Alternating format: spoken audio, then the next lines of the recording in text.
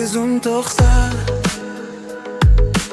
Agarda qaytib kelmasang to'xta. Bu yuragim ol senga sovg'a.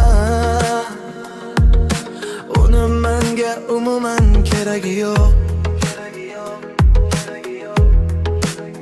Chunki unda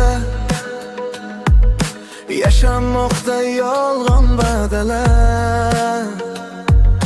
Qora qoshu sochi sumbullar, ichi to'la sog'inchu qayg'ular. Bir kun kelib sog'inganim, meni yo'qlab kelarmisan? Yo'q, faqat sog'inganman, mensiz baxtli yurgandirsan.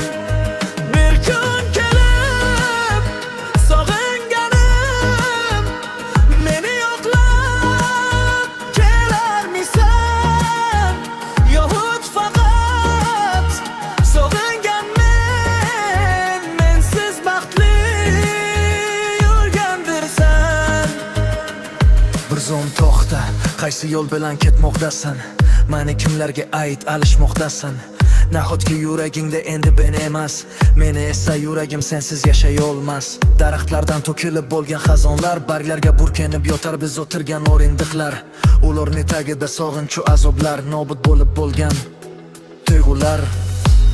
Agarda bo'lsang baxtiyor, mayli meni eslamay ham qo'ya qol. Faqatgina bitta dona iltimosim bor, bu yuragim seniki, uni o'zing bilan olib ol.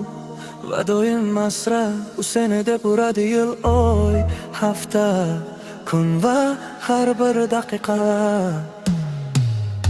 Bir kun kelib sog'inganim, meni yo'qlab kelarmisan? Yo'q, faqat sog'inganman, mensiz baxtli yurgandirsan. Uni sendan ortiq hech kim yo'q hayotda.